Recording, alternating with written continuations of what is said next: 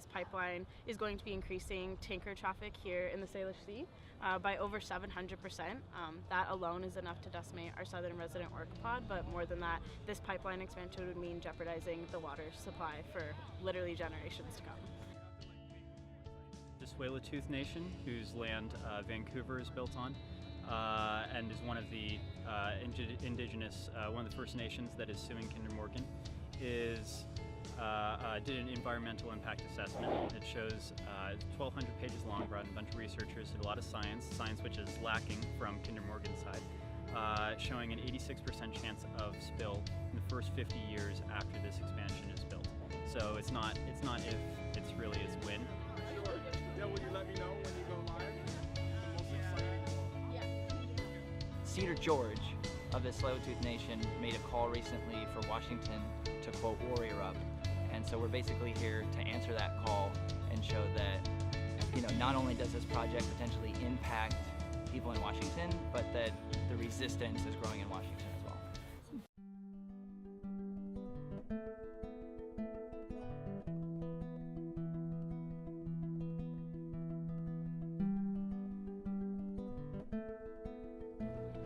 Kayaks being on the water, protesting an issue that affects the water speaks to me. With protests and with direct action, you want to find a way that will gain attention or disrupt, be noticed amongst all of the chatter that's going on in our country right now. And kayaks are new, kayaks are different. People pay attention to kayaks because it's not something that they see every day, especially a large group like we're hoping to, that we're planning on being out on the water with today.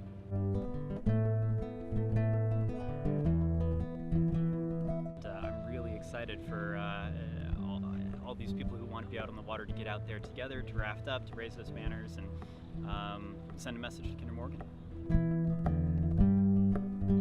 You know, it's interesting.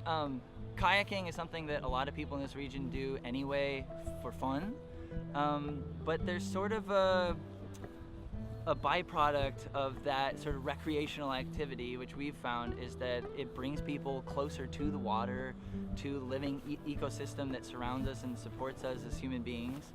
And there is just like a broad community of water enthusiasts, which are actually enthusiastic about not only having fun in the water, but defending the water, defending the natural environment, defending human communities that depend on such an environment.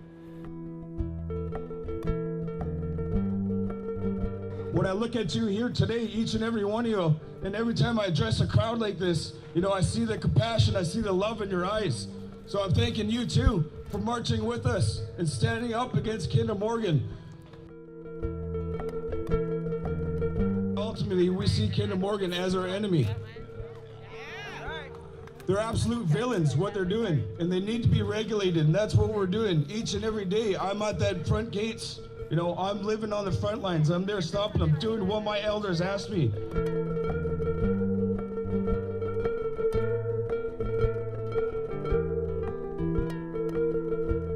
I care about this personally because this is my ancestral responsibility. You know, as someone who also has Indigenous blood in me, these lands that are unceded are the waters that need to be protected, and what's been done to generations before and what is going to be done to generations after these types of corporations continue to place people over profit will make it harder for folks to even survive here, to be quite frank.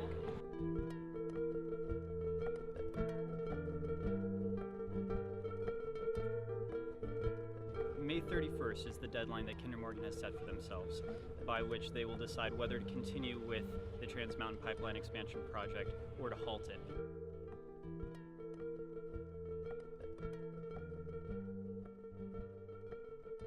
If they continue with this, they will just be met with increased resistance. This is only the beginning.